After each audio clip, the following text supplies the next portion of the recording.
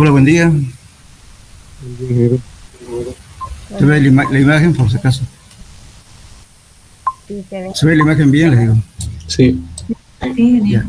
Bueno, entraremos al tema. Estamos un poco atrasados ya para poder terminar. Tenemos que hacer estos dos últimos temas. Uno que es ahora empujes de tierra. Generalmente los empujes de tierra con estabilidad de taludes hay que ver las dos cosas. Si no, o sea, son complementarios entre sí, entre empujes de tierra y estabilidad de taludes. Más o menos, les voy a explicar para que tengan idea. Supongamos que estamos haciendo una carretera. Generalmente las carreteras se hace por donde casi para abaratar costos siempre se hace a las riberas del río, ¿verdad? Igual, por ejemplo, supongamos una carretera que va de la Angostura a Samaipata, yendo al bordeando el río. Justamente porque, bueno, otra solución sería hacer que se túneles, que se para digamos, hacer mejor carretera, pero sin embargo, el costo elevado no permite la economía nacional. Y entonces, ¿qué hacemos? Hacemos un corte en las riberas del río, el, el, la montaña ya tiene un talud, es el talud que ya está establecido, ¿verdad? Durante un proceso de miles o millones de años, el suelo ya está estable. Pero sin embargo, al hacer un corte en ese lugar, ya estamos desestabilizando justamente el talud. Entonces, para poder evitar de que ese talud no tape otra vez la carretera, ¿qué tenemos que hacer? Tenemos que hacer obras complementarias de ingeniería civil, que son generalmente muros de contención, puede ser de gaviones, puede ser de hormigón armado, en fin. Y luego, ¿no es cierto? A eso hay que ver qué tratamiento le vamos a hacer el resto del talud para que los empujes, ¿no es cierto?, sean controlados y que también el deslizamiento del agua que va a venir justamente por la pendiente no dañen a la carretera. Entonces justamente ahí están entrando las dos cosas. Uno, para hacer el muro de contención tengo que conocer empujes de tierra. Bien, ahora para poder estabilizar el resto del talud, como estoy poniendo un muro de contención, tengo que saber si haber cortado eso, desestabilicé todo, si la pendiente es bastante larga y abrupta, entonces tendré que hacer banquinas. Tendré que hacer una serie, digamos, de plataformas, ¿no es cierto?, en diferentes niveles de la montaña, y luego con un canal, con una cierta pendiente que esté siempre dentro del régimen laminar, que es una velocidad baja. Voy a tener que evacuar agua por la parte lateral a una quebrada que hay ahí. Entonces, ahí justamente esa pendiente que estoy haciendo, tengo que calcular estabilidad del talud. Tengo que ir con corte de tantos grados, va a estar estable el suelo, no va a haber problema de falla. Entonces, para eso justamente, como repito, ¿no es cierto? Entonces, estos dos temas son complementarios uno con el otro. Entonces, hay varios métodos para calcular. Los más usados son los dos primeros temas que vamos a ver, pero lo más simple para el manejo de empujes de tierra. Y también en historia de taludes también hay unos dos métodos que es el más usual, inclusive ya hay programas para compararlos si quieren utilizar eso. Entonces vamos a irnos en eso. Entonces, lógicamente que tienen que conocer por lo menos cada grupo que ustedes van a escoger, conozcan un método de cálculo, tanto en empujes como en historia de taludes. Es que tengan, ¿cierto?, que solucionar. Fíjense, ¿cuál es la utilidad en realidad de estos dos temas? Si están haciendo un terraplén, supongamos un puente. No sé si han visto aquí en la nueva ciudad de Santa Cruz que están haciendo varios puentes, ¿no es cierto?, que es una planicie y el puente está pasando a mayor altura y de ahí tienen que hacer justamente el terraplén para ascender y pasar por el puente. Entonces ahí justamente estamos utilizando, ¿qué cosa? Calcular el talud. con cuánto de pendiente voy a dar para que no tenga problemas de derrumbes o de fallas cuando llueva. Porque cuando llueve hay que tener o sea, hay que tener cuidado en que se sature el suelo, después se tenga que, se desliza o se desintegra, en realidad queda quedando nada el talud. Entonces hay que estabilizar el talud.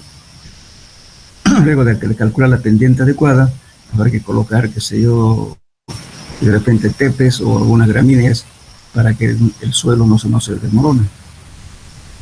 O tal vez tengan que utilizar otra tecnología, como es, por ejemplo, tierra armada.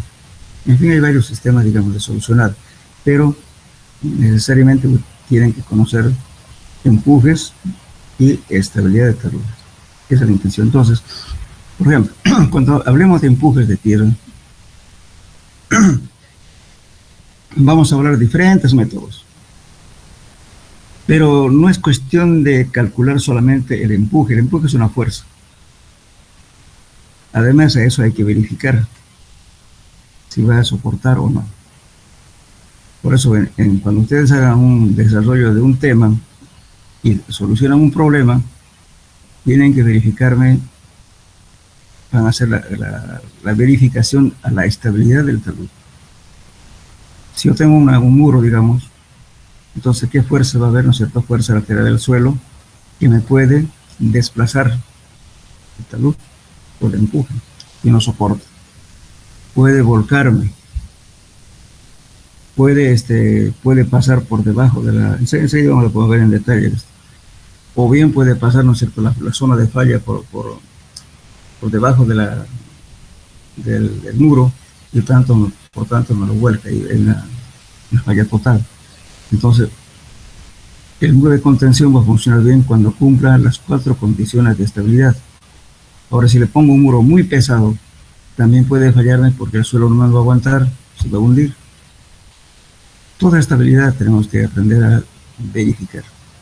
Entonces, de nada sirve calcular solamente un empuje. Un empuje es una fuerza. Pero ¿cómo lo soportamos esa fuerza? Hacemos un muro, pero ese muro tiene que estar totalmente estable y que garantice justamente su estabilidad. Igualmente, cuando calculamos estabilidad de talud es lo mismo. ¿Qué pendiente le vamos a dar para que esa tierra que va a estar con una cierta pendiente no se desmorone? Entonces, digo, por eso, tienen que aprender los dos métodos. Entonces, ahora, el viernes el miércoles tenemos examen y después vamos a hacer un grupo. Seguramente el que den el examen el día miércoles son los alumnos que son normales, que asisten, porque hay mucha gente que no asiste a clases. Entonces, en base a eso vamos a hacer los grupos para que trabajen y van a calcular un método de muro de contención y otros métodos de estabilidad de taludes. Y eso lo van a exponer en el tema que va a ser un examen. Bien. Está claro, ¿no es cierto?, lo que estoy queriendo hacer. Los dos métodos, cualquier método aprenden. Uno o dos métodos. Uno que son, hay métodos gráficos también. Ahora, si quieren, tienen que ver métodos analíticos. O sea, los dos primeros temas que vamos a ver es lo que más se utiliza en la práctica. Bien. Bueno, el estudio, ¿no es cierto?, del empuje de tierra producido por el macizo terroso tiene importancia singular. Imagínense, por ejemplo, si están haciendo un sótano de un edificio. Bueno, van a colocar un muro, una pantalla que tiene que soportar a la estructura aledaña del vecino. Entonces no tiene que moverse, porque de repente si pasa cualquier cosa van a tener una falla en la estructura del vecino. Entonces tienen que calcular los empujes, ¿no es cierto?, del muro que soporte, que cumple todas las condiciones adecuadas. En fin, por ejemplo, cuando ese tipo de cosas que inicialmente habían teorías, ¿no es cierto?, que estudiaban, pero siempre los empujes de tierra, de taludes estaban dentro de una disciplina, más que todo físicos y matemáticos, en los cuales los que estudiaban, por ejemplo, inicialmente, ¿no es cierto?, fueron formulados, por ejemplo, en Coulomb en el año 1773, Rankine en 1856, aún este método de Rankine seguimos utilizando estos dos métodos, porque son los más fáciles de aplicar. Después estoy hablando, fíjense, de 1773 y 1856. Después viene Poncelet, Kuhlmann, Revan y Cray. Y posteriormente, ya los últimos, las casi últimas generaciones del siglo XX, viene Capot, Ondey, Versailles, y Brick y Hansen. Bueno, resulta que estas teorías que se aplicaban en empujes, establecía taludes, eran matemáticos, físicos, pero no estaba reconocido en realidad, no había una integración de las dos disciplinas de empuje y estabilidad de taludes. Esto empezó justamente con el auge, digamos, de la construcción de ferrocarriles, porque especialmente en los Países Bajos, ¿no es cierto?, donde había problemas de arcillas, deslizamientos, en fin. Entonces, pero hasta que ocurre justamente un gran accidente en el año 1900 y tantos. Eso ocurrió en Italia. Y debido a una falla, un colapso de un dique que causó hartos muertos, es uno de los accidentes más graves que hubo. Entonces se formó una comisión justamente integrada por Versailles y otras personas. Hicieron una comisión en la cual analizaron y plantearon soluciones justamente tanto de empujes de tierra como estabilidad de taludes. Entonces de ahí se le dio mayor importancia justamente a estos dos temas que había, porque realmente eran soluciones parches, digamos, pero no estaban bien estudiadas, ni tampoco las teorías matemáticas, no con una ciencia de empujes ni de estabilidad de taludes. Era matemática, física que se aplicaba y daban soluciones. Pero después de eso ya se logró a manejar como una ciencia integral de la mecánica de suelos. Bien, entonces vamos a ver ahora qué es un coeficiente de empuje. Coeficiente de empuje, pero si consideramos una masa semi-infinita de suelo y calculamos la presión vertical a una profundidad se tiene, o sea, supongamos, y eso hemos visto en suelo 1, que debido al peso propio, que es simplemente la influencia de la tensión que está produciendo, ¿no es cierto?, un suelo, no es más que el peso específico del suelo multiplicado por la altura Z. Esa es la presión vertical. Lógicamente, esta presión vertical, si yo pongo un muro, va a causar problemas, ¿no es cierto?, de empujes laterales. Eso vamos a tener que calcular. Entonces, aquí tenemos, por ejemplo, un macizo terroso. Esta es una tierra en el cual tiene una altura Z, y vamos a tener unas presiones horizontales y también vamos a tener presiones verticales. Entonces, si queremos calcular la presión vertical, simplemente la distribución de las cargas va a ser en forma triangular. Entonces va a ser esto, en esta parte de aquí, gamma del suelo multiplicado por la altura Z.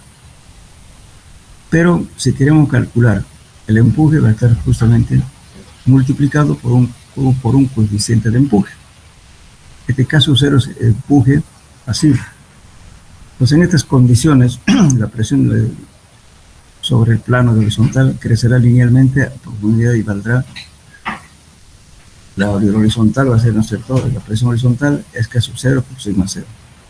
Entonces, como este valor es sigma 0, entonces viene a ser gamma del suelo multiplicado por la profundidad Z. Bueno, entonces este K sub 0 que estamos llamando se llama coeficiente de reposo, coeficiente de empuje en reposo, K sub 0. Hay varios como pueden decir, varios valores de diferentes autores. Entonces uno puede tomar el criterio, lo que mejor le parece, lo que mejor le convenga. Eso ya depende del que calcula. Por ejemplo, este valor en suelo arcilloso, la arcilla tiene un coeficiente de empuje pasivo, perdón, en reposo tiene 0,70, 0,75. En arena suelta 0,45, 0,50. En arena compacta de 0,40, 0,45. Bueno, este es lo más usual, que a veces se maneja por facilidad, porque la tabla es más fácil conseguirla y tenerla. Y también otros autores que dieron también otros valores, por ejemplo, Haki en el año 1944. Dice, caso cero es 1 menos seno de phi. ¿Qué es phi? Phi prima es justamente el ángulo que se toma considerando la presión efectiva del suelo. Después tenemos otro valor que es Broca y Ireland, en el 1965, esto más reciente. Ese dice caso cero igual a 0,95 por seno de phi prima. Después tenemos el Alpan en el año 1967.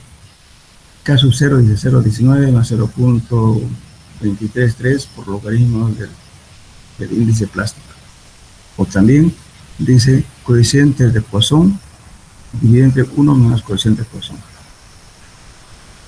El otro es caso 0,007 por índice plástico menos 0,4. Son fórmulas empíricas. De todos modos, en esta tabla que ven aquí, nos está dando los parámetros aproximados del coeficiente de Poisson, o Poisson, como quieran llamar. Arcilla húmeda, arcilla arenosa, arcilla saturada, limo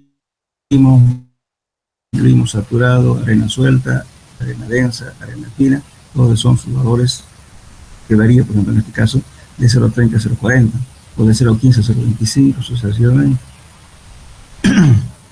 Edson Lowe entendería el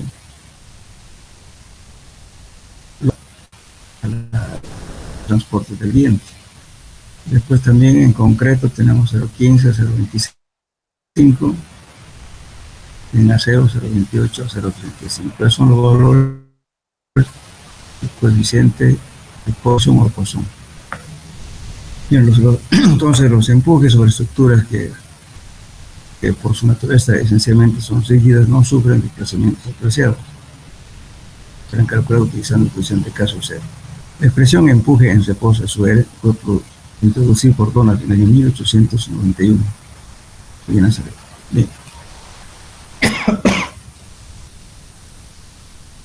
Bueno, entonces podemos analizar este muro de contención. Tenemos un muro y bueno, ahí tenemos justamente inicialmente este muro se puede producirse, ¿no es cierto?, ¿cómo puedo decir?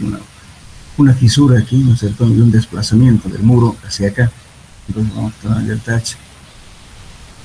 Entonces, entonces esto nos permite calcular, por ejemplo, basado en la figura 160, estamos hablando de esta figura.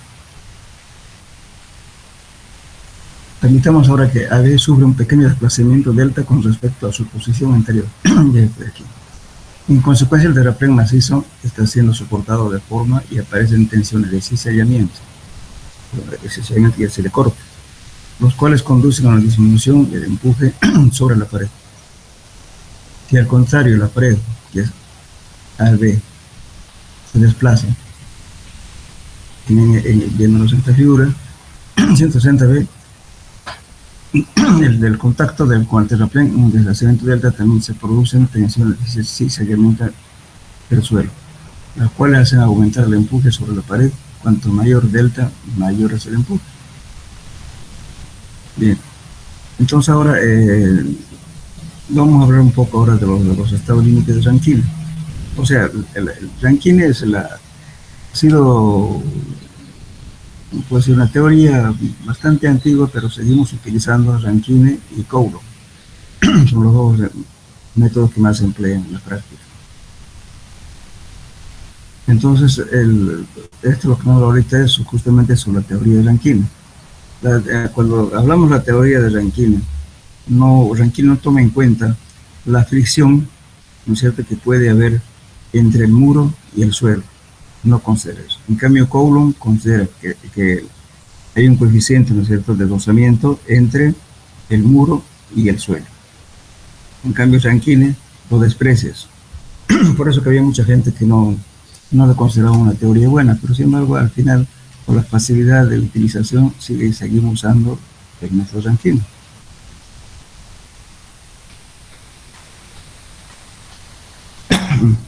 Ahora podemos ver las presiones correspondientes, se llaman activa, pasiva y colectiva.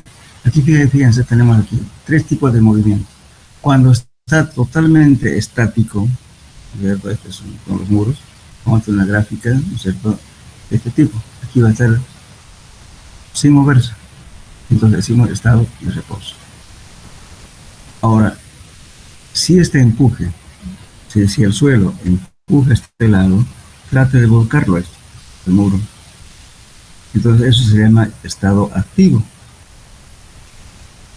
Ahora, lo contrario, si este muro más bien empuja el macizo terroso, a eso se llama estado pasivo.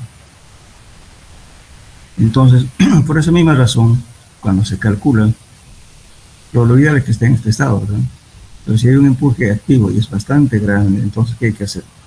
A veces se coloca que se clava hacia el interior del suelo, este muro, de tal modo que aparezca un empuje pasivo para contrarrestar el empuje activo. Eso se hace.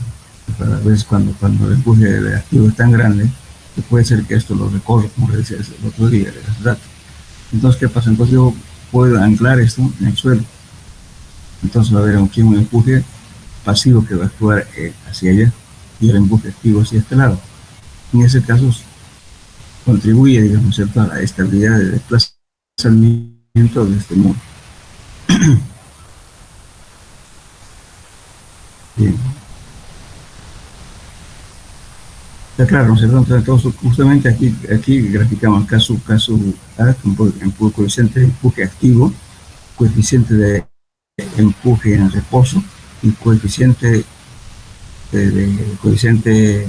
pasivo, coeficiente de empuje pasivo. Entonces tenemos tres valores: caso A, caso 0 y caso B. Entonces este es activo, pasivo, perdón, en reposo y pasivo.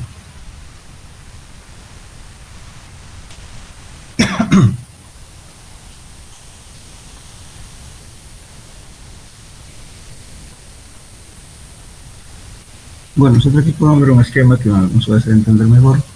Supongamos, por ejemplo, que hay una vivienda o cualquier estructura, ¿no es cierto?, que está anclada al suelo.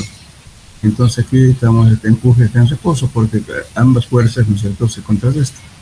Aquí no pasa nada. Pero si tenemos esto, fíjense, aquí tenemos un muro de contención y además tenemos un suelo con una pendiente determinada. Aquí hay varias cosas. Cuando hacemos las pilas de un puente, por ejemplo, pues esto, fíjense, aquí voy a poner la estructura de un puente y que va a pasar el puente, va a tratar de volcarme a este lado. Y el empuje que tenga aquí del terraplén, voy a tener otro empuje aquí, es empuje activo. Bueno, pero en esta figura podemos ver claramente los empujes que se producen. Además de eso tenemos aquí sobrecarga, fíjense, aparte del efecto del suelo también hay otra sobrecarga, pues cualquier tipo de estructura, lo que sea. Y entonces, ¿qué está haciendo aquí? Fíjense, aquí tengo una fuerza que trata de volcarme, es un momento de vuelque. Luego tengo, como está clavado acá, tengo un empuje pasivo. ¿En qué sentido? Que me está contrarrestando a este empuje. Aquí tengo un empuje activo que me está haciendo aquí no se nota, aquí una flecha verde, fíjense acá. Entonces esto me está produciendo un empuje activo, me está queriendo desplazar y volcarme esto. Bueno, después tengo un empuje, ¿no es cierto?, una fuerza que me contrarresta justamente el hundimiento de este muro. Si este fuera muy pesado y el rozamiento que está viendo actúa bastante aquí, entonces esto se puede hundir. Entonces también tenemos que hacer, como decía hace rato, una verificación a que esto no se hunda. Entonces la resistencia del suelo tiene que ser mayor o igual para que soporte todas las cargas de aquí. Cuando no da estos valores así, entonces ¿qué se hace? A veces se coloca una fundación mucho más amplia para que soporte este peso. O también se puede ayudar con pilotines, con pilotes. Después se hace un cabezal, recién se hace el muro.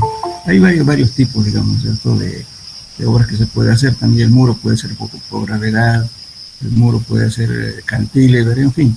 Hay varios sistemas de soluciones que se dan. El más usual, bueno, siempre y cuando tengamos material en abundancia como ser piedra, por ejemplo, entonces es fácil hacer un muro de gravedad.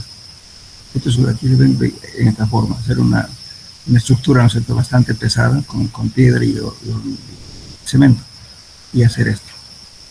Eso va a depender de la necesidad del lugar. Ahora en los puentes generalmente todos son de hormigón armado.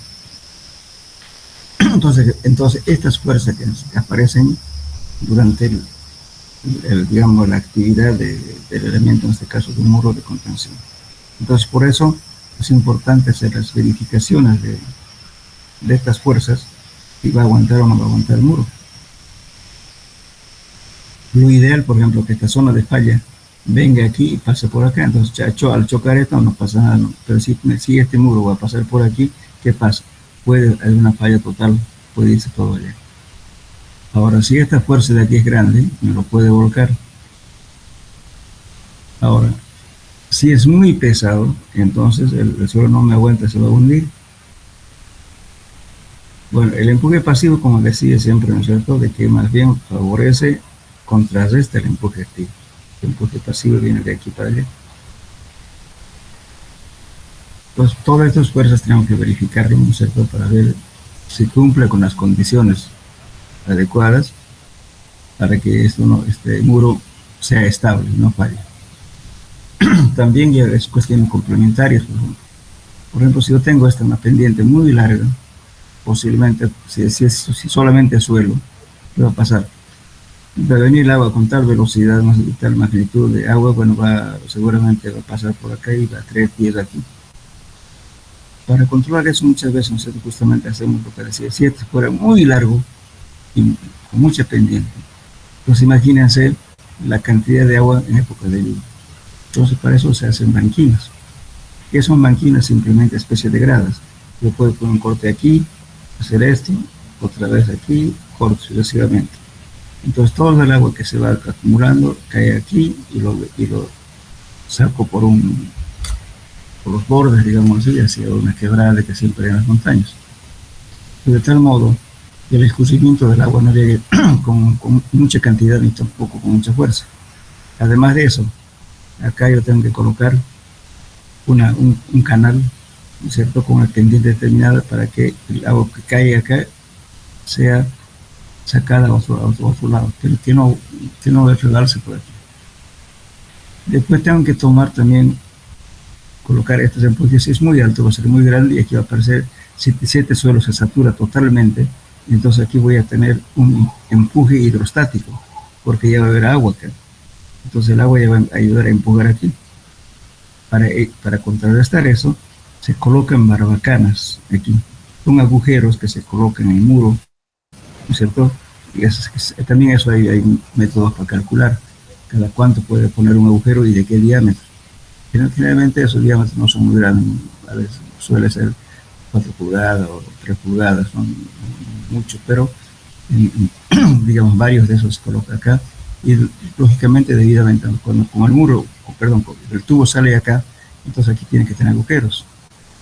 Entonces a eso se lo reviste con geotextil y se coloca grava totalmente alrededor del tubo. El tubo está perforado, por supuesto. Entonces cuando hay saturación, entonces el agua sale tranquilamente a este lado, pero agua limpia, no transporta nada, solamente agua. Ahora, si llevara sedimentos, entonces ¿qué va a pasar? Es un problema grave. Entonces, si se lleva sedimentos, lógicamente va saliendo primeramente el material fino por acá y cada vez se va a ir desestabilizando, cada vez este suelo de acá va a ser menos compacto porque se está yendo el material. Como agua turbia, aquí tiene que pasar agua limpia. Entonces, en ese caso, va a haber un momento en que esto va a fallar.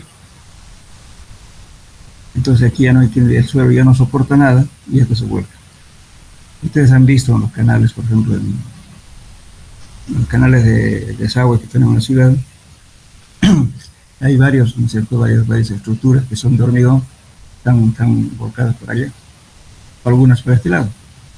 Entonces ahí, por ejemplo, con un empuje tan grande que lo colocó a este lado. Algunas levantadas también, justamente porque no se le ha hecho un cálculo hidráulico adecuado. Pues posiblemente aquí tampoco se hacen mantenimientos, por ejemplo, digamos, de las barbacanas que se coloca acá, se taponean estos Entonces, ¿qué pasa en ese caso? Y este empuje aumenta y por lo tanto no está diseñado esta estructura para aguantar ese tipo de cargas. Entonces el agua contribuye a que esto se vuelque. Ahora también cuando no se ha controlado las barbacanas adecuadamente, resulta que en varias avenidas, pues fíjense, hay los canales que eran revestidos, ¿no es cierto? Por atrás, inclusive caminan personas por acá, resulta que todo está vacío. ¿Qué pasó? El agua se llevó todo el sedimento de acá y salió por aquí el sedimento y por tanto quedó hueco. Y entonces cuando el agua sube hasta un nivel en época de lluvia, entonces va a volcar. Ese tipo de problema, eso es justamente, no es ciertas consideraciones en los cálculos. Esto que cálculos de empuje. Es importante tomar en cuenta esos factores, ¿no? Bueno, entonces, ahora vamos a hablar de la teoría de Rankine. Pero en esta teoría se basa en la ecuación de la ruptura de Moore. Y eso es igual a sigma 1, o sea, si estamos utilizando una resistencia al corte, tenemos las tensiones principales que son sigma 1 y sigma 2. ¿Cierto? ¿Por qué? Porque Moore trabaja en tres direcciones. Estamos hablando aquí, lo basamos en sigma 1 es igual a sigma 3 por NFI más 2, esta es la cohesión, este factor NFI que vamos a ver qué es. Entonces aquí esto nos da justamente el esfuerzo principal 1, basándonos en la teoría de Moore, de Otto Moore. Entonces, NFI, ¿qué viene a ser? Este phi es ángulo de fricción interna. Fricción interna, ángulo de fricción interna dividido entre 2, más 45. Eso es por tangente al cuadrado. Eso es NFI. Como ven, donde phi es el ángulo de fricción interna del suelo y C es la cohesión del material. Lo tenemos aquí. Esa es cohesión.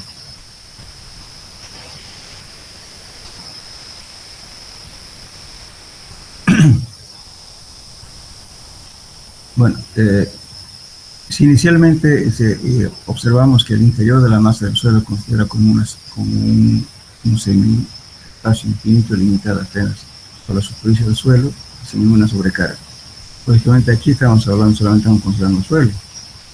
Pero ¿qué ocurre si yo tengo una carga aquí? En ese caso hay varias formas, pero lo más fácil es justamente encontrar la altura efectiva. Enseguida vamos a ver eso.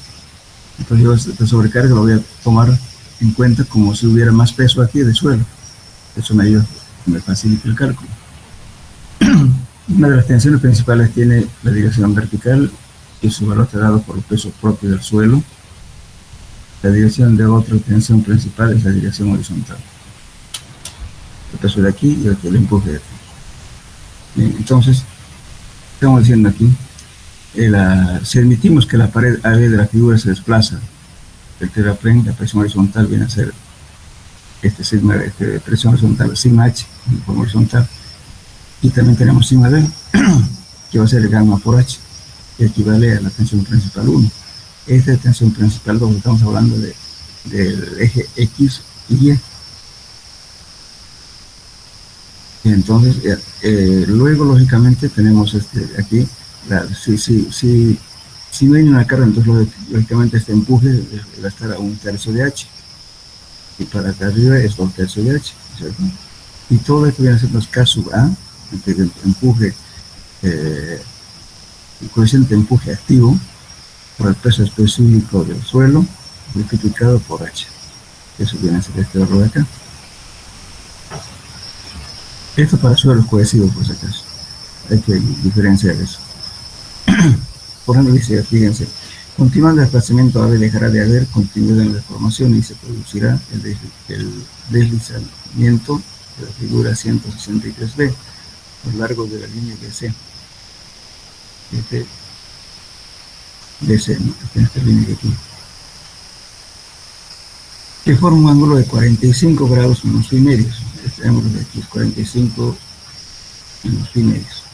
Con la dirección de la presión vertical 45 más phi medios.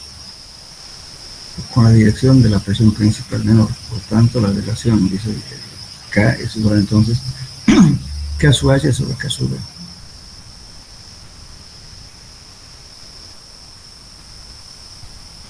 Entonces tenemos esto, fíjense, bueno, esta es la presión principal en dirección horizontal, vertical. Entonces tenemos el K es igual a K sub A, que es también igual a este, 1 sobre N pi, o que viene a ser igual a tangente tangente al cuadrado de 45 menos pi medio. Entonces ya haciendo, ¿no es cierto?, estos valores tenemos que resuelve, ¿no es cierto?, que el empuje activo es igual, así, haciendo la integración de esto, tenemos un medio de gamma por h al cuadrado, pero por K sub A. Entonces esta fórmula no puede olvidarse, tienen que anotárselo. Entonces el empuje activo es igual a un medio de gamma h al cuadrado por K sub A. Este es el coeficiente de empuje activo. Esto pongan en su formulario. Igualmente estos valores aquí.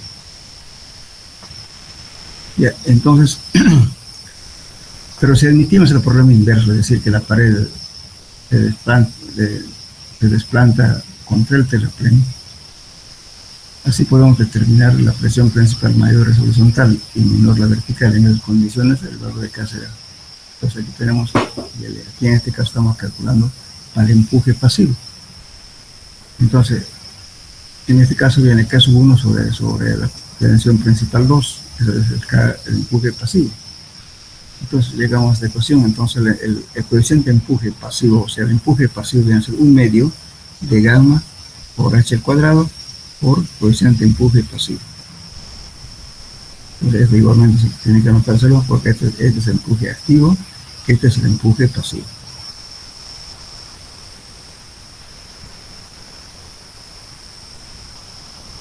Bien, entonces también este autor da los valores en función del ángulo de fricción interna, está dando los empujes, coeficiente de empuje activo y el coeficiente de empuje pasivo. Desde cero, generalmente casi nunca se utiliza estos valores arriba de 45, máximo de 45, pero el autor aporta que 60. Entonces, como podemos observar que el valor de K es de la siguiente manera: el caso activo es menor el coeficiente que el caso cerca que se empuje en reposo, y este es pasivo. Y el empuje pasivo es aquí 1 sobre K sub A.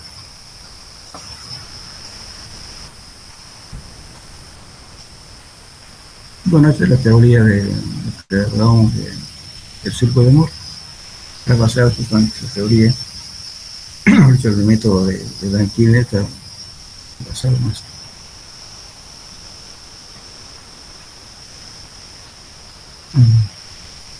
También podemos calcular esto. Mire, en un macizo terroso a lo largo de los planos definidos por el ángulo y los 45 medios horizontal, estado activo, y el segundo es 45 menos 1 medios, estado pasivo. Este es el estado activo y el estado pasivo. Entonces también podemos tener estas ecuaciones. Va a depender mucho de la facilidad con que ustedes quieren trabajar. Si no, pueden trabajar directamente adoptando un valor, o si quieren por esto también. Entonces este es el 1 medio gamma por h al cuadrado por coseno de beta y toda esta ecuación de aquí. Entonces para el empuje activo, o sea, esto viene acá, estos valores de acá, de beta, ángulo beta, con las pendientes. Entonces el empuje pasivo también viene lo mismo, coseno de beta y todo esto. Por acá, este phi es ángulo de fricción interna, y beta es el ángulo que forma justamente este pendiente con respecto a la horizontal, que es el beta. Entonces, lógicamente lo más fácil es utilizar a veces las tablas, es mucho más simple el cálculo. Lo que debe variar un poco, pero también pueden usar estas fórmulas para calcular el coeficiente de empuje activo y pasivo. Entonces,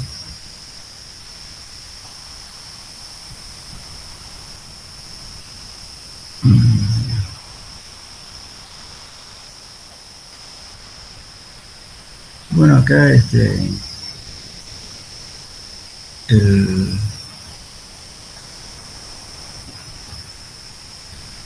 Pero si analizamos, por ejemplo, esto, ¿no es cierto? En un empuje pasivo también pueden haber esta fisura de tracción que ocurre, y también va a haber justamente cuando lo expliquemos, cuando hagamos el diagrama de presiones, vamos a tener este valor aquí, sigma Z, perdón, Z0, y esta altura va a ser, ¿qué cosa? La altura crítica, quiere decir que es 2 sigma 0. Entonces esto podemos calcularlo mediante estas fórmulas. Entonces aquí Z0 es 2, lógicamente aquí el suelo tiene cohesión, y entre gamma por tangente de 45 más pi medios. Y todo esto se reduce a 2 veces de la cohesión por gamma del suelo multiplicado por raíz cuadrada del coeficiente activo. Es el valor para calcular este valor Z0. En realidad estos valores hay que encontrar, ¿no es cierto?, como fisura de tracción. Entonces este valor es correspondiente a este. Y la altura es crítica, ¿no es cierto? Entonces es este valor H0 que viene a ser este valor aquí. Entonces, altura crítica. Aquí está. La altura crítica es igual, o sea, para todo esto se integramos, o sea, se calcula este valor y vamos a llegar a esta conclusión. La altura crítica va a ser 4C, o sea, 4 por la cohesión por peso específico del suelo, tangente 45 menos pi medios. Y todo esto al final queda, o sea, 2 veces se va haciendo matemática, van a llegar a esto. La altura crítica va a ser 2 Z sub 0, lo que están viendo aquí, Z, y este 2 veces Z0, que es este de acá.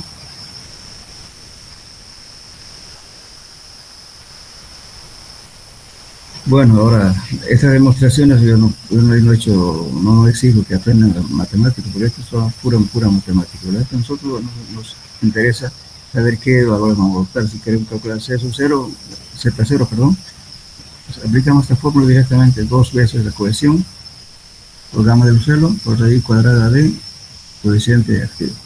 Y acá. Igualmente aquí, la altura, que va a ser igual a que es igual a la altura crítica, va a ser 2 veces Z0.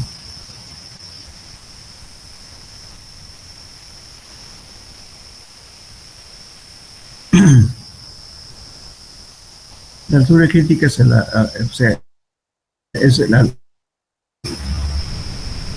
H0, la altura crítica es la altura crítica del empuje activo sobre la pared, se anula. Se puede notar para esta altura el macizo mantiene estable, o sea, para esa altura, en este caso el macizo está estable hasta aquí, todo esto es estable. Es lo que nos permite calcular justamente la altura crítica. Ahora, por ejemplo, dicen, ¿no es cierto?, se puede notar que para esta altura el macizo T2, macizo C, mantiene estable sin ninguna contención para las vacías blandas. Entonces aquí es un medio de gamma por h cuadrado menos 2 veces C por h. Y esta es la altura crítica. Eso nos permite calcular el empuje activo en arcillas blandas. Y la altura crítica viene a ser 4 veces la cohesión dividido entre el peso específico de la arcilla. Pues es importante hacer su formulario para poder calcular esto. Lógicamente, para la demostración son integrales, pero al final llegamos a un análisis y optamos nomás la fórmula, nos anotamos. Aquí para phi igual a 0 se tiene por este valor de empuje activo es un medio de gamma por h al cuadrado menos 2 veces c viene a ser la cohesión, altura. Este h viene a ser este h de aquí, la altura del muro de contención, más 2 veces la cohesión al cuadrado dividido entre gamma. Ahora, en este caso, si tenemos esta sobrecarga, vamos a hallar la altura equivalente. Entonces, la altura equivalente no es más que la suma. Si yo tengo este h de acá, voy a sumar este h que me va a dar, h0, digamos, que me va a dar debido a esto. Entonces voy a poner este Q dividido entre el gamma del suelo,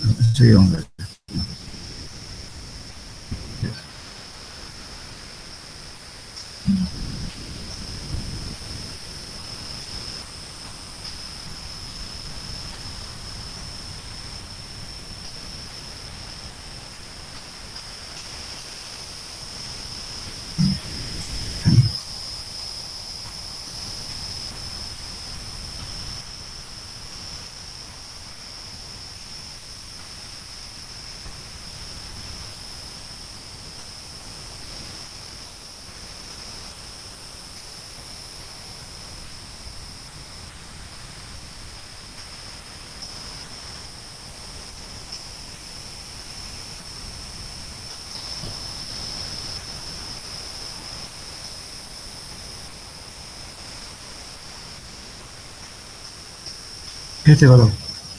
O sea, la altura crítica, fíjense, yo la altura, a esta altura de acá, esta altura de aquí, H.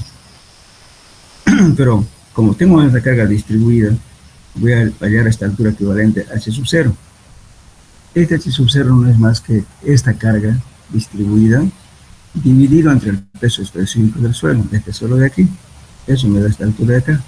Ahora, con el cálculo que voy a hacer ya va a ser justamente con todo esto. Ya estoy considerando para mi cálculo justamente la altura equivalente que encontré en función de la carga y el peso específico del suelo. Entonces va a ser, la altura total va a ser H más H0. Lo mismo se hace aquí, si es inclinado lo mismo, simplemente hay que descomponernos el y volverle horizontal. Este H0.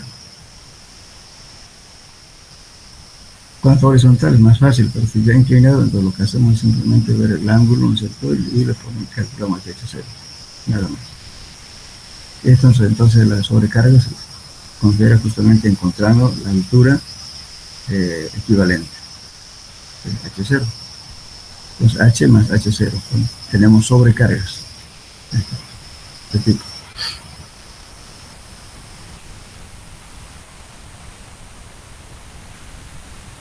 Bueno, entonces, el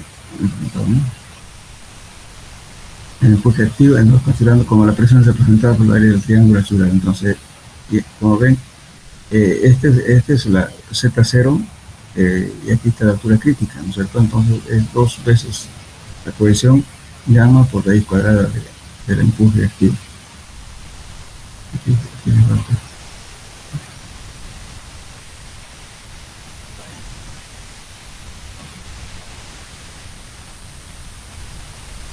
bueno, aquí, por favor, para la próxima clase, este ejercicio, resuélvanlo y van a ver paso a paso para que lo vayan entendiendo.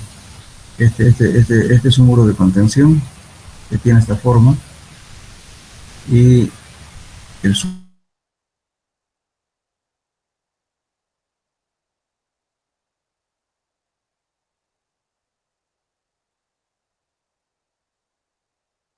¿cierto? El gamma y 1.8 y phi 15 y la cohesión 0.1 toneladas por metro cuadrado.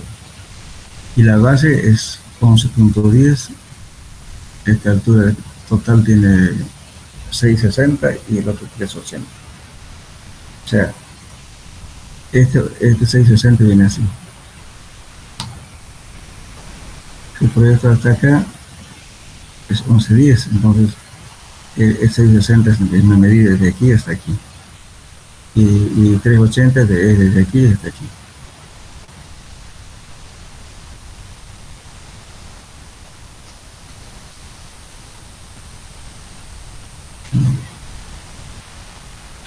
Ahora, el efecto de la influencia del nivel de agua, lógicamente, en este caso, cuando hay agua, por ejemplo, entonces hay que tomar en cuenta el efecto del agua, ¿no? Porque de ahí uno es calcular, si no hay agua, calculamos con gamma suelo, con un suelo parcialmente saturado. Pero si hay agua, entonces hay que calcular con el gamma saturado. O sea, cuando dice influencia del agua, la influencia del nivel de agua sobre el cálculo de las presiones puede ser llevada en cuenta, considerando que la presión total en caso de los suelos permeables es igual a la suma de las presiones del agua más del suelo, con un peso específico sumergido, que es igualmente, ¿cierto? El gamma del agua es igual a 1 tonelada por metro cúbico. En el caso de suelos poco permeables se consigue calcular la presión considerando el suelo un peso específico saturado. En el peso saturado, entonces, que tiene 1.9, el sumergido va a ser gamma saturado menos gamma del agua. Entonces, aquí ves si quiero calcular gamma sumergido, entonces voy a tener 0.9 toneladas por metro cuadrado. Entonces, el gamma saturado menos gamma del agua, eso es el gamma sumergido.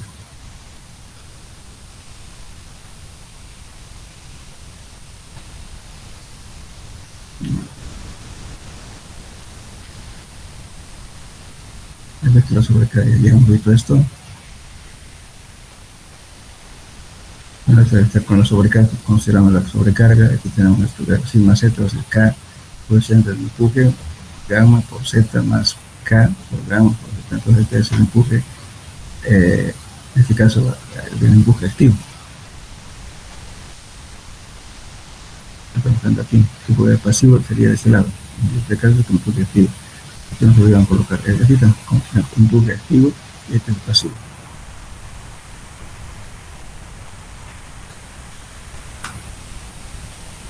Bueno, entonces para una superficie libre inclinada, entonces la altura equivalente es Q sobre gamma, que es la sobrecarga.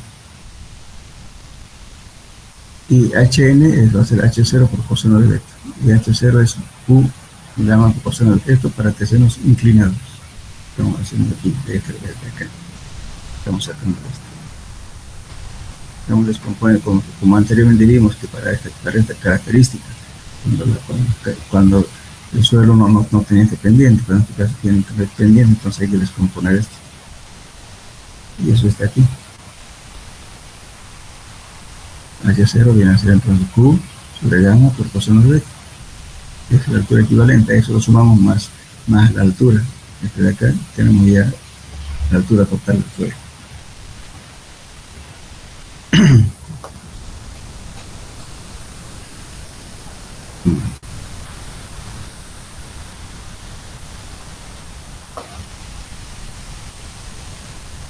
A ver, bueno, ¿qué preguntas tienen? ¿Alguna duda de todos los temas? A ver, alguien puede consultar o ver el examen para pasado mañana.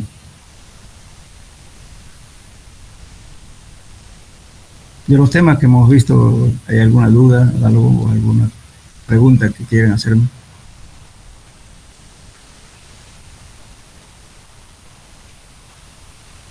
Hola.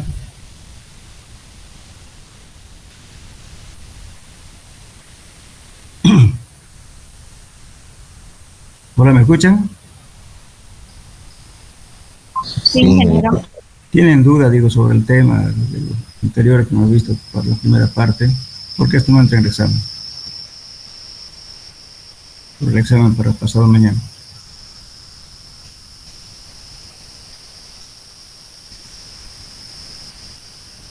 ¿O no han estudiado?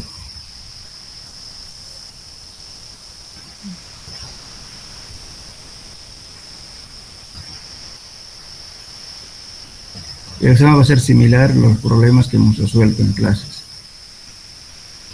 Lógicamente la teoría también aparte, cuántas preguntas de teoría. ¿No hay preguntas? No, ingeniero. Bueno.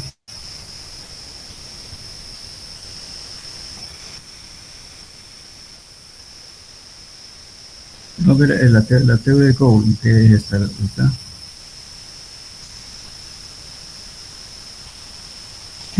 Entre este muro y el suelo. En cambio, Rankine no toma en cuenta eso, lo desprecia. Por eso aquí aparece este empuje, perdón, este ángulo de acá, bueno, delta. Este es el ángulo alfa, de inclinación. Entonces, teoría de Coulomb. Suelos no puede ser, por favor, en alguna parte, en esta parte está hablando de Rankine, ¿no? El verdadero nombre es Rankine, por favor. Ponerlo aquí así como se escribe, esa es la palabra correcta, Rankine. No sé, pasar algo. Es que una persona que me ayudó a pasar en la computadora se equivocó, puso Rankine partes. No es Rankine, es Rankine. Teoría de Coulomb. Suelo no puede ser. En la teoría de Coulomb, el terraplén es considerado como macizo y deformable y se produce ruptura si bien la superficie curva, esta superficie de aquí, las cuales se admiten planos por conveniencia. Entonces, fíjense en otro la superficie era qué cosa, no era curva en teoría de Rankine, y tampoco había el ángulo de rozamiento entre el suelo y la pared.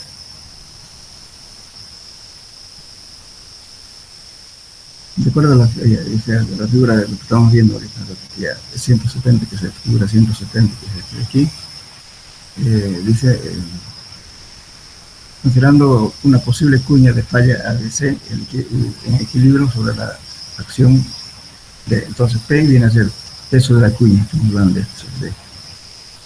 Aquí el P es peso de la cuña. Estamos hablando de esta gráfica.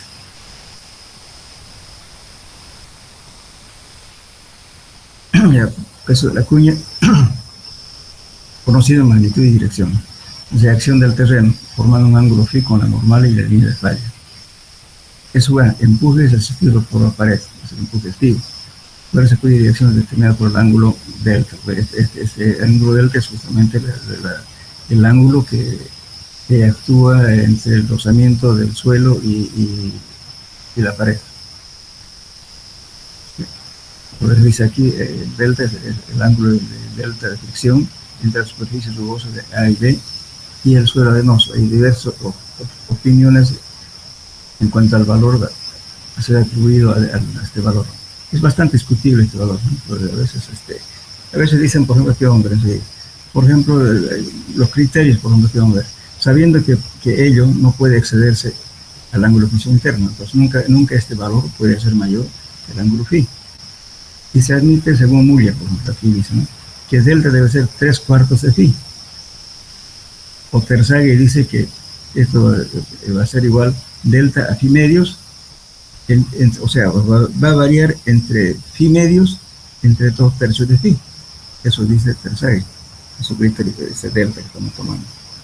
Si no conocieran delta, ustedes pueden ajustar, pero tienen que decir, estoy tomando 3/4 de phi, o puede ser phi medios, o 2/3 de phi, dependiendo del criterio de Terzaghi. Eso lo pueden adoptar. Si en caso no encontrar en ese ángulo, entonces lo adoptan. O algunas veces el problema ya dice, el ángulo de rozamiento tanto va a ser tanto. Pero si no hubiera eso, adoptan este valor. Pero tienen que decir cualquier criterio están tomando. La determinación del empuje activo, trazando el polígono de fuerzas como se indica en la figura 170. Permite entonces varios posibles desplazamientos, ¿no? Estamos viendo esto de aquí. Esta figura lógicamente también puede ser vertical, no está en inclinación, ¿no? Entonces, en este caso, el empuje activo va a ser igual, fíjense aquí, un medio de gamma h al cuadrado por k sub a, que es el empuje, coeficiente de empuje activo. Y esto es el pasivo, un medio de gamma por h al cuadrado por coeficiente de empuje pasivo. Entonces, el coeficiente del empuje activo es, fíjense, varía con respecto al criterio de Rankine. Igualmente aquí, que le falta que un signo igual bajo k sub a igual, activamente igual, k sub p igual. Este valor de aquí. La teoría de Coulomb solo está considerando, para el caso de suelos no cohesivos, tomando en cuenta el contrario de la teoría de Rankine. La fricción entre el terraplén y la superficie de la fuerza por considerando solamente suelos granulares. Bien, en esta ecuación, cuando alfa sea 90 y beta y delta sea 0, se transforma la conocida expresión de Rankine. Aquí pues, Rankine van a poner por no Rankine. Para el empuje activo y pasivo, como sigue. Son el empuje activo y pasivo. Cuando no hay estas cosas, entonces se puede adoptar estos valores. Ahora, lo que pasa es que aquí, en esta teoría de Coulomb, Scray hizo unas tablas para facilitar el cálculo. Fíjense, este delta de aquí va a depender justamente de la ángulo de fricción interna del suelo, ¿no es cierto? Que viene a ser eso, 15, 20, etc., 45. Y el delta de este ángulo viene aquí 0, 10, 15, hasta 40. Entonces, para esos casos, ¿no es cierto? Entonces uno ya me está dando las tablas equivalentes de este valor de phi. ¿Y qué valor va a adoptar? Y son las tablas de Kelvin. Igual para cada caso, fíjense, dependiendo de la forma, ¿no es cierto?, del muro, entonces vienen y pueden adoptar los valores, ¿no es cierto?, para delta tanto, adoptan los valores correspondientes para el cálculo. Este valor de aquí. Entonces, aquí dice, bueno, fíjense, los valores del coeficiente K sub A y K sub P pueden ser obtenidos de las tablas elaboradas por Cray, los cuales son de gran utilidad práctica. Conocidos estos valores, podemos rápidamente calcular el empuje activo y el empuje pasivo. Así también su componente normal y tangencial del parámetro a continuación se indica en la tabla de Cray para valores de K sub A. Entonces, este es el coeficiente de empuje activo para estos casos. Supongamos, digamos, por ejemplo, si me entienden, Entonces, digamos que estamos en una fluxión interna 25, digamos, y este valor delta que sea 15. 25 y 15, ¿cuánto tengo aquí?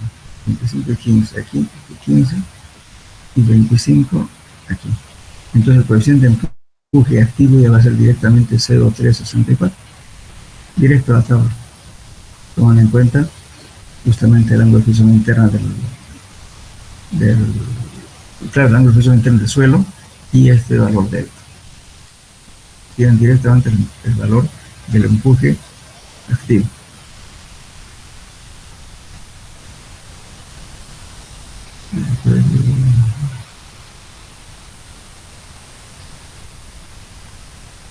Todas estas tablas son bien.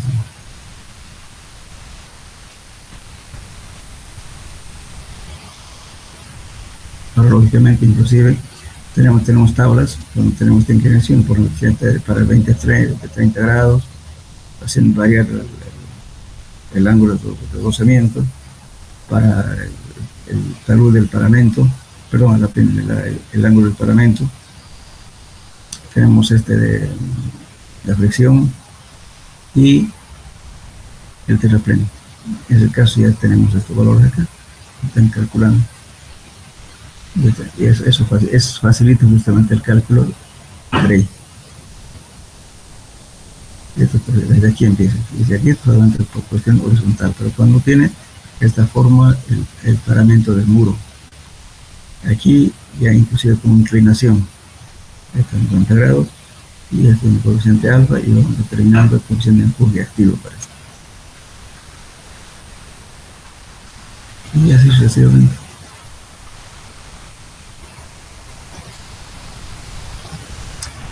Bien, entonces, sobre el teorema de Riemann, bueno, esos son métodos gráficos que vamos a ver.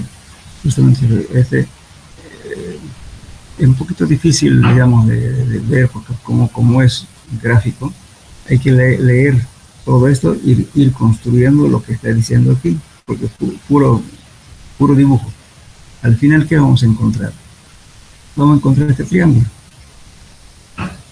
Entonces, el área de este triángulo multiplicado por el peso específico del agua nos va a dar el resultante de este valor. Estamos encontrando el valor R. El R va a ser justamente para hacer un polígono de fuerzas. Eso tiene que cerrar esto de acá.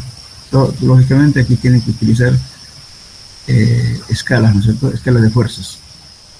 ¿Saben cómo usar escala de fuerzas, jóvenes? Hola. Sí, ingeniero. ¿Saben? ¿No es cierto? Yo digo, un centímetro que me pese 1 kilo, digamos, 2 kilos, algo así, ¿no es cierto? Todo en escala. Entonces, esto van a ser en escala, para calcular esto. Y también la sobrecarga de acá van a encontrar también el H sub 0, la altura equivalente también, igual que en el anterior caso, pero todo está a escala. Por eso, para cada grupo vamos a hacer un tema que desarrolle este método, tienen que dibujarlo a escala. Está aquí todas las indicaciones, haga esto, etc. O sea, todo paso a paso está aquí, hasta llegar al resultado.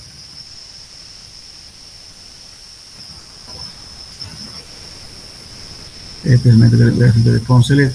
Pero, por ejemplo, el que más se va, como le digo, me gustaría que aprendan el método de Rankine, de Coulomb, después este método de Riemann y este método acá.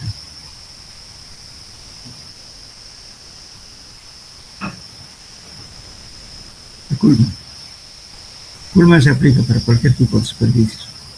Pongan aquí, este es Kuhlmann. También el método gráfico.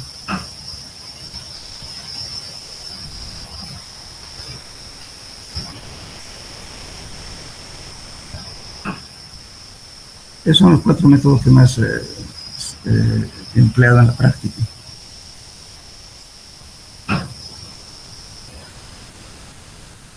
Bien, entonces el miércoles, por favor, el examen va a ser, como les decía, teoría y práctica. Por favor, entonces, seamos puntuales. Yo voy a estar a las 7 en punto allá. 7 menos 10 yo voy a estar allá, para que nos ubiquemos. Vamos a tratar, no sé si el aula grande está, entonces una sola aula, o si no vamos a tener que dividir en dos grupos. pero a la misma hora. ¿Ya? Lleven su formulario de suelos 1 y lleven su formulario de suelos 2. Entonces va a haber problemas como mucho en práctica durante la resolución de problemas. Una lectura general de la teoría. Bueno, entonces quedamos eso joven hasta el día miércoles, entonces estamos a las 7 de la mañana. Ingeniero, una consulta. Sí. ¿Será que por si acaso no se puede ver si se puede modificar el examen para el siguiente lunes o miércoles? Es que pasa que saliendo de un examen, entrando a otro, así vamos a estar ese día y va a ser muy ajetreado. Ingeniero, por favor. Sí, ingeniero, por favor. ¿El otro grupo no tendrá el mismo problema? No, ingeniero, solo este. Esta semana es la que estamos bien con exámenes y la siguiente vamos a estar libres. Sí, ingeniero, por favor. Ya, entonces, de todos modos, la próxima clase ya van a ir formando grupos, por favor, entonces, para ganar tiempo, ya, porque no van a tener mucho tiempo. Esto les voy a dar para que hagan, como le digo, como un proyecto, ¿no es cierto?, que va a valer el examen, como un examen, y además tienen que defenderlo. Entonces, háganlo bien. ¿No? A mí no me interesa, digamos, presionarles con el examen. No hay problema, le posponemos para la próxima semana. Pero va a haber teoría, va a haber, el miércoles vamos a tener clases. Puede dar algunas cosas generales, ¿no es cierto?, para que hagamos el proyecto. Por ejemplo, de esto vamos a hablar de cuántas verificaciones se hacen en la teoría de empujes. Eso mismo también en la teoría de taludes. Cosa que después de que demos el examen ya les voy a dar su tema, porque si no van a tener mucho tiempo tampoco. Les va a llevar tiempo a hacer el proyecto. Con el anterior semestre tuvo los grupos, o sea, varios que no participaron, y después aparecieron así haciendo sus proyectos, ¿no es cierto?, como un solo papel escrito, por ejemplo, un papel arrugado. No, por favor, hagamos bien las cosas, y cuando me presenten, hagan una buena presentación.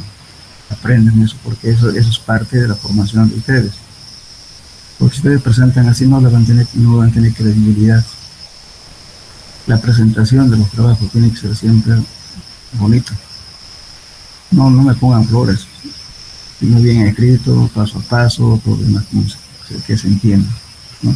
Y traten siempre de usar también términos técnicos aplicados a la ingeniería civil. Eso, entonces, todo en orden, porque inclusive hay mucha gente que no sabe ni escribir, tienen mala ortografía, no utilizan signos de igualdad, porque a mí me enferma cuando les voy a dar un ejemplo.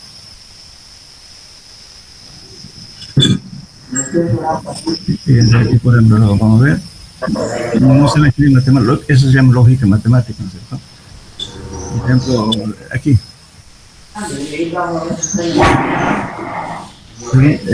Por ejemplo, dice, si ustedes ponen Z0, el signo de igualdad es esto, ¿no es cierto? La raya de fracción tiene que estar al medio signo de igualdad. Ahora, entonces, si yo pongo esta raya arriba, significa que si ya no es igualdad, pues entonces eso es otra cosa.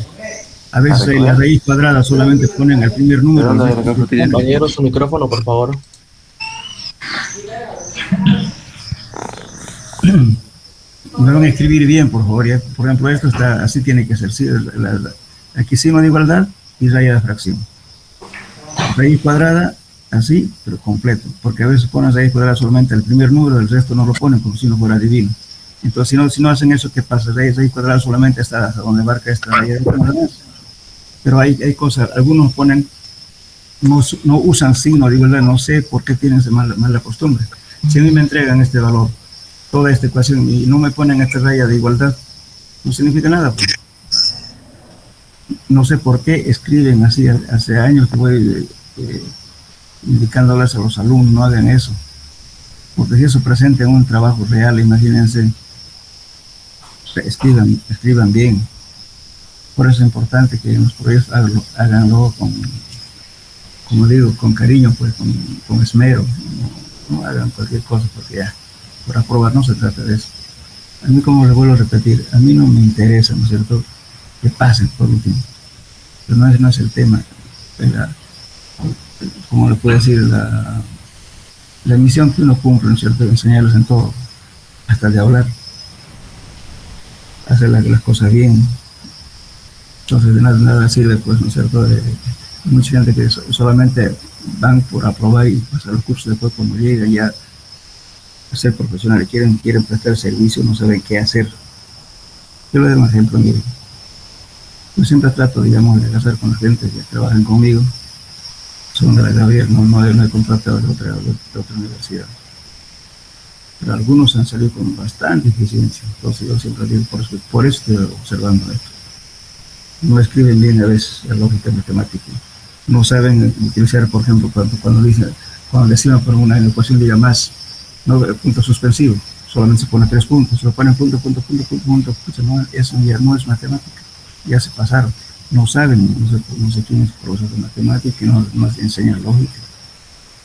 Eso está mal, pues, critican porque a veces los informes no van a la Argentina, los gauchos son bastante críticos, ¿no? Y otras partes, porque imagínense un proyecto, por ejemplo, siempre son inversionistas extranjeros, árabes, los inversionistas grandes que tenga plata en Bolivia, peor en esta situación que vivimos. Hay proyectos que van, entonces ustedes mandan un informe de ese tipo, pucha, nos critican, ¿no? El señor que le digo no sabía ni dibujar, y él se van a hacer un perfil de conservación, no pude, una semana lo tuve sentado ahí. Ya una persona que tenía supuestamente 8 años de experiencia, pero no aprendió nada. Vos sos albañil, bueno, después van a disculpar que hable eso. Yo quiero simplemente como como le puedo decir, como un encargo, algo así. Me encargué el trabajo cuando resulta que yo iba a salir de clases y pasaba por la obra, el tipo no había, era a las 9:30 de la mañana, llegaba a las 10. Yo los trabajos recién llegan a las 10 de la mañana. ¿Y qué pasaba? El tipo, después de la jornada de trabajo, iba a beber, a cenar con sus trabajadores. Eso no se hace. Por eso siempre es bueno, ¿no es cierto?, podemos hacer amistad, queremos, pero no los días de trabajo. Igualmente, también hay colegas que les gusta las churrascos, las borracheras, las cosas así, como alumnos. No hay que decir que no, tenemos que hacer amistad, pero no mezclar las cosas. Hay gente así, por ejemplo, si ustedes se ponen a eso, no les van a tener mucha consideración los trabajadores. Traten de informarse. Tampoco quiere decir que sean negreros, sino que todo a su nivel. A la gente que respeto, hay que respetarla. Hay que dar sus consideraciones necesarias, todo, pero también hay que saber decir, hasta que yo soy el jefe, tampoco ser abusivo, pero hay que dar su lugar, él también hay que dar su lugar porque es una persona, así es el más pobre, el más, no importa el color, ese tipo de cosas fallan. Entonces, pero muchas veces a mí me dicen, por ejemplo, dame un egresado, ¿no? Yo he colocado a varias personas a trabajar en varias empresas, pero lo que he escogido siempre han sido supuestamente lo que uno ve, ¿no? Hasta en la forma de hablar, de escribir, se conoce a las personas. Y me han dicho muy bien que son muy buenos, que los delegados son 4x4. ¿Por qué? Porque informan que llega el sábado en la noche y siguen trabajando hasta que se termine la obra. En cambio, esta universidad dice que no son así. Como le digo, no tuve experiencia de trabajar partido de las manos.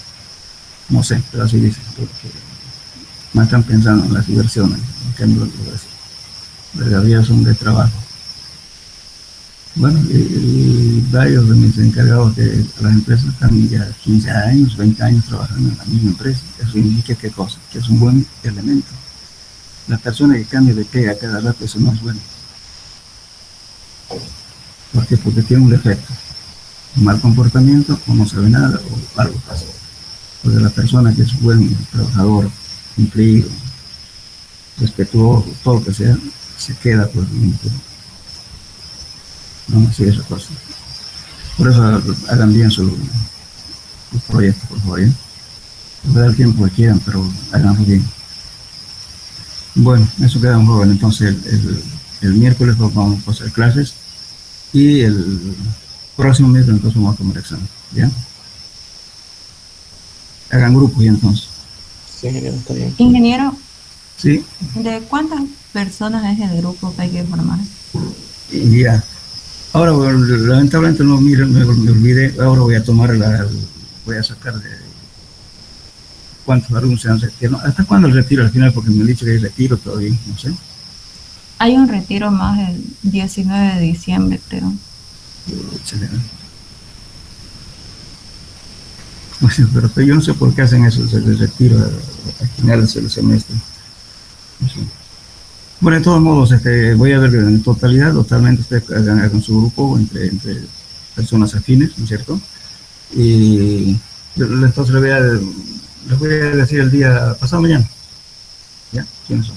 ¿Cuánto? Yo voy a tomar de paso una asistencia. Quedamos entonces. Ingeniero, disculpe. Sí. Yo tengo un inconveniente por dar el examen la próxima semana, pero voy a tratar de comunicarme con usted por privado para informarle mi situación. ¿Ya? O sea, eh, para usted le convenía que tomara el miércoles, este miércoles. Esta semana sí, es que la próxima semana tengo un compromiso de viaje, entonces me complica un poco, pero voy a tratar de comunicarme con usted por privado para ver si podemos Ya, ya. hacerlo. Bueno, listo. Ya pues. Bueno, quedamos entonces. Hasta luego, jóvenes. Hasta luego. Hasta luego, hasta luego. Chao, ingeniero. Hasta luego.